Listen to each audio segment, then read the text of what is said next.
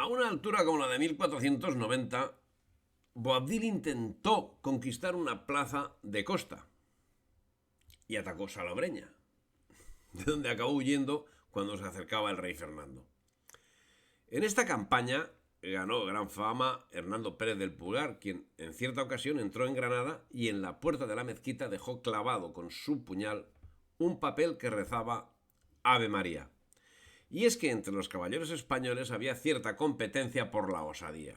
Entre ellos destacaba Gonzalo Fernández de Córdoba, Martín de Alarcón o Íñigo López de Mendoza, conde de Tendilla, quien se despachaba con osadas galanterías como secuestrar a una dama árabe a quien devolvió cargada de presentes sin pedir nada a cambio. Corría el año 1491. Granada tenía en aquel momento 200.000 habitantes y los ejércitos de España, al mando directo de sus amados reyes, tomaron posesión de la Vega de Granada. Las tiendas se situaron en orden simétrico, formando calles como de una población a la que de inmediato acudieron las doncellas de la corte. Los retos caballerescos comenzaron a menudear, lo que finalmente tuvo que ser prohibido por el rey, y la reina inspeccionaba personalmente a caballo las tropas españolas. Pero el 14 de julio se produjo un importante incendio en el campamento español ocasionado por el descuido de una dueña en la tienda de la reina Isabel.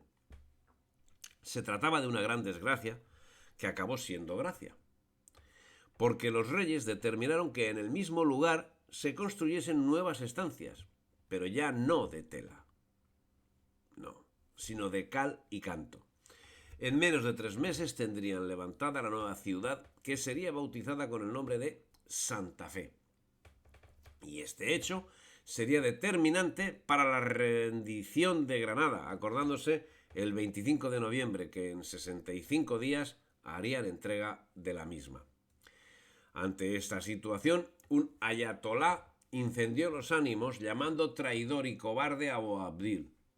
Reclutó a 20.000 hombres armados que arrinconaron a Boabdil en la Alhambra, lo que incitó a pedir a los reyes católicos el adelanto del acto de entrega de la ciudad por parte de Boabdil. Entretanto, Colón exigía de los reyes una respuesta definitiva a sus propuestas, mientras la Junta de Salamanca había calificado la expedición como una quimera. Solo contaba con el apoyo del cardenal Mendoza y del inquisidor general Diego Deza. Ya se marchaba a presentar su proyecto a Carlos VIII de Francia cuando, al ir a despedirse del padre Marchena en la Rábida, este pidió audiencia especial a la reina, con la que se reunió en la recién fundada ciudad de Santa Fe. Ahí se encontraba Colón el día 2 de enero de 1492, cuando era definitivamente tomada Granada. Boabdil se retiraba a Andarax, en la Alpujarra, hasta que pocos meses después fue invitado a vender su señorío y a marchar a Marruecos. Moriría el año 1527. Acto seguido se proclamó el Edicto de Granada, por el que se expulsaba a los judíos de los reinos hispánicos. La toma de Granada provocó un gran impacto, tanto en el mundo occidental cristiano como en el mundo oriental musulmán. Para los cristianos, el triunfo de los reyes católicos supuso la constatación de su hegemonía cultural sobre el Islam.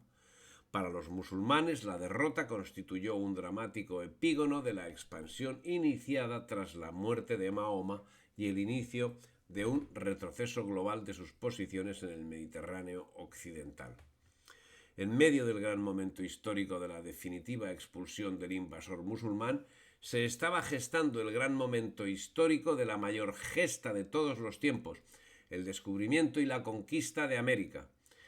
Pero la gran epopeya estuvo a punto de no producirse. A punto estuvieron de romperse las negociaciones, ya que las exigencias de Colón, que abarcaban ser nombrado virrey y almirante, con derecho a nombrar gobernantes, parecían excesivas a los miembros del Consejo, en concreto al arzobispo de Talavera. Pero las buenas artes del inquisidor Diego Deza, juntamente con el banquero judío Luis de Santángel y el camarero personal del rey Fernando, Juan Cabrero, convencieron a Hernando de Talavera de lo que a simple vista parecía evidente, ya que si el plan resultaba fallido, nada se perdía.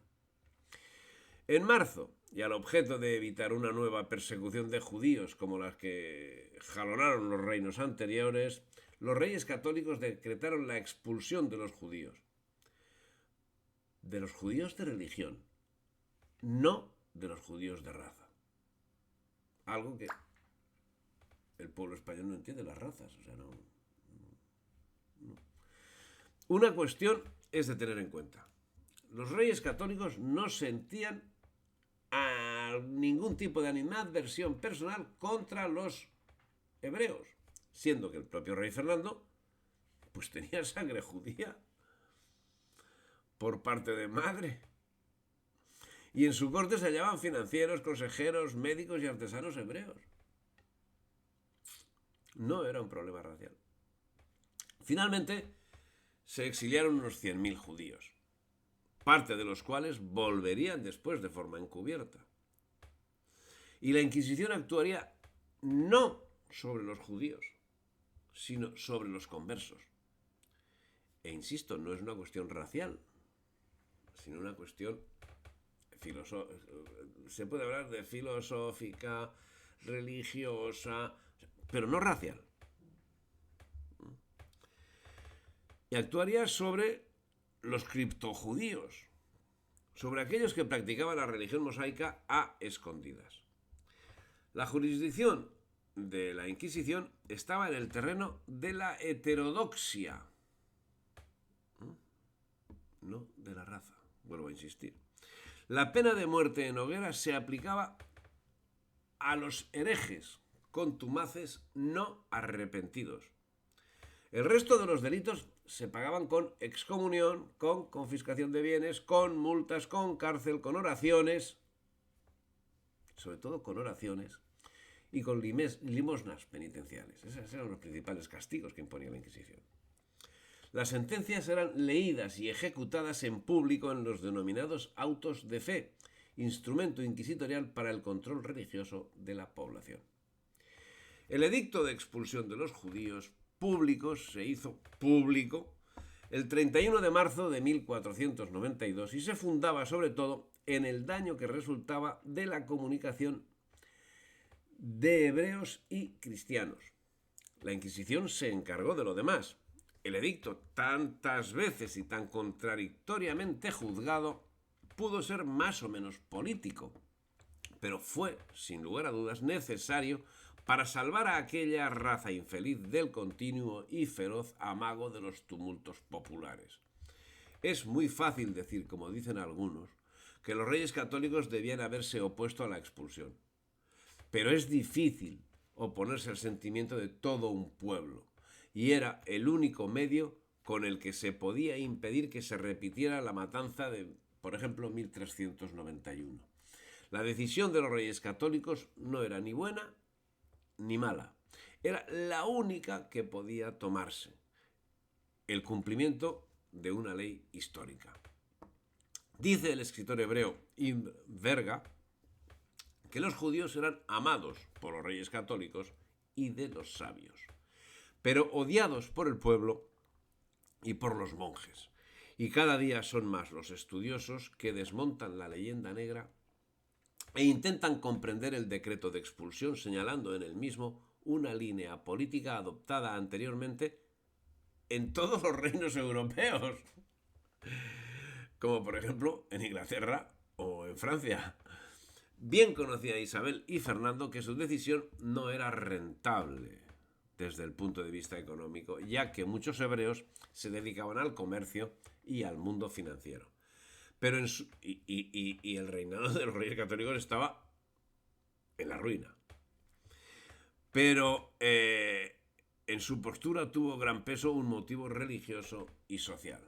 Se temía la efectividad del proselitismo hebreo y se quiso evitar la violencia popular de los acreedores contra las aljamas.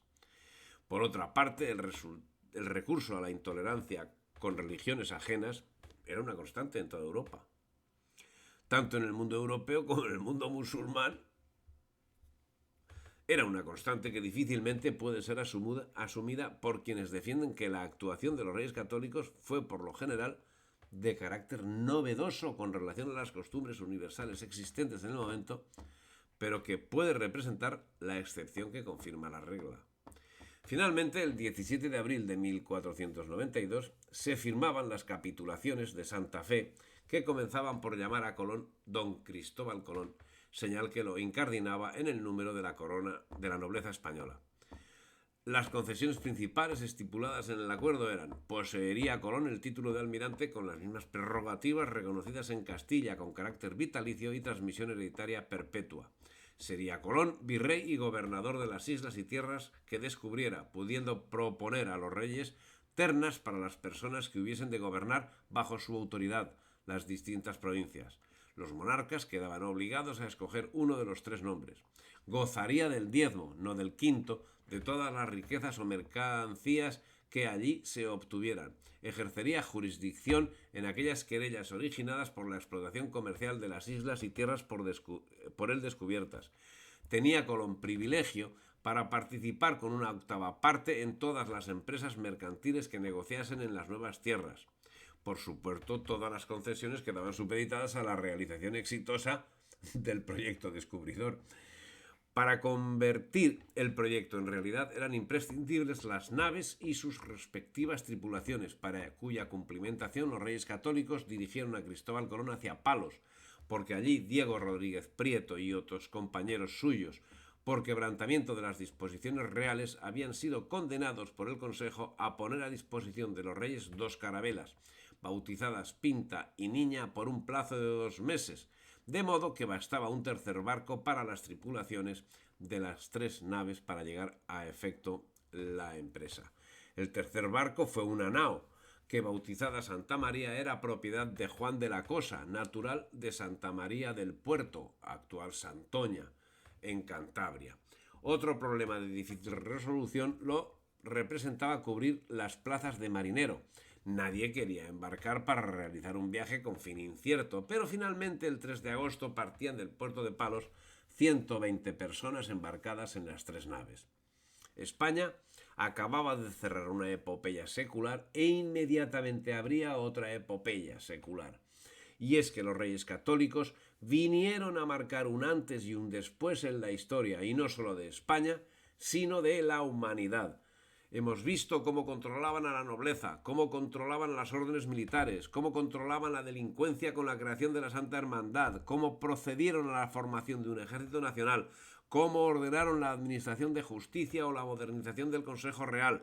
Y hemos pasado por alto otros aspectos como la creación de la figura del corregidor, o la creación de los embajadores permanentes, o la creación del Consejo de Aragón, de Indias y de la Inquisición, y aspectos como la fiscalidad han quedado someramente señalados, siendo que Isabel la Católica saneó la hacienda pública merced a un estricto sistema fiscal e incentivó el desarrollo de la ganadería ovina y del comercio lanero. La actuación de los Reyes Católicos fue total en todos los ámbitos de la vida nacional. Gloria a los Reyes Católicos.